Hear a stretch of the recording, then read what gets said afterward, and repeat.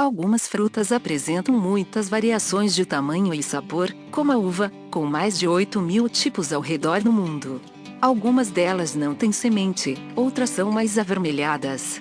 As variações podem ser consideradas de espécies diferentes. De que maneira videiras dariam origem à uva sem semente?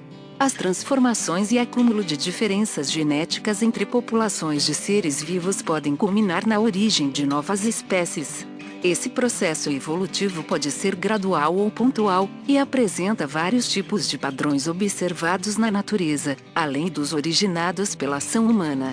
A especiação induzida artificialmente tem o objetivo de selecionar e melhorar as características dos indivíduos para diversos fins, a exemplo da agricultura.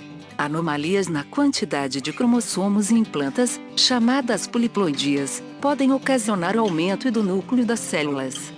Em consequência disso, há aumento no tamanho de frutos, folhas e raízes, e isso as tornam interessantes economicamente. Os indivíduos que apresentam mais de 2 conjuntos de cromossomos do mesmo tipo constituem o grupo dos eupoliploides e são subclassificados a partir da origem do genoma extra. Os autopoliploides são formados a partir da multiplicação do código genético, sem a interferência de outras espécies próximas. Quando há erros no processo de divisão que origina células reprodutivas, a separação do DNA para as futuras células filhas pode não acontecer, e esses gametas poderão agregar o genoma inteiro da espécie.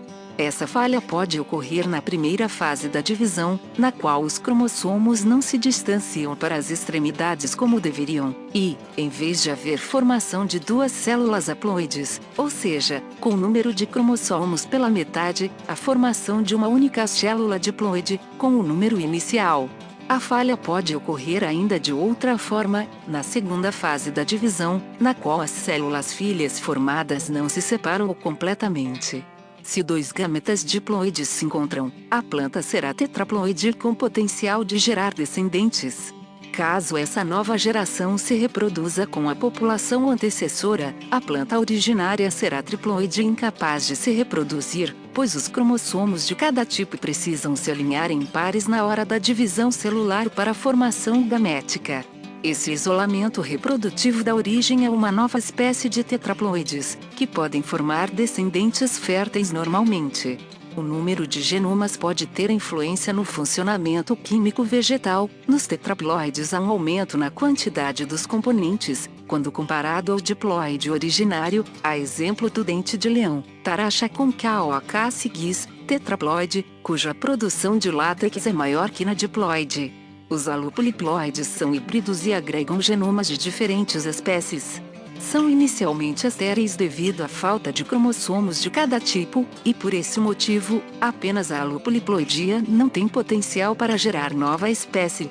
Porém, a duplicação do próprio genoma híbrido possibilita a viabilidade de gametas, por permitir o pareamento dos cromossomos. Como exemplo, uma planta híbrida dos gêneros Raphanus e Brassica foi obtida experimentalmente, objetivando a produção de uma planta com raiz de rabanete e folhas de couve, mas o resultado foi o exato contrário. A autopoliploidia induzida tornou o híbrido fértil. Nas plantas poliploides com conjuntos pares de cromossomos, existirão mais exemplares para cada gene, o que gera maior possibilidade da conservação dos não defeituosos, os quais geralmente não funcionam. Além disso, a variabilidade genética abre espaço para a competição com a população antecessora. Os efeitos desses eventos na expressão genética da planta aparecerão num curto espaço de tempo. Assim, as melhores uvas de genomas múltiplos puderam ser estudadas e selecionadas para produzir os vinhos mais suaves.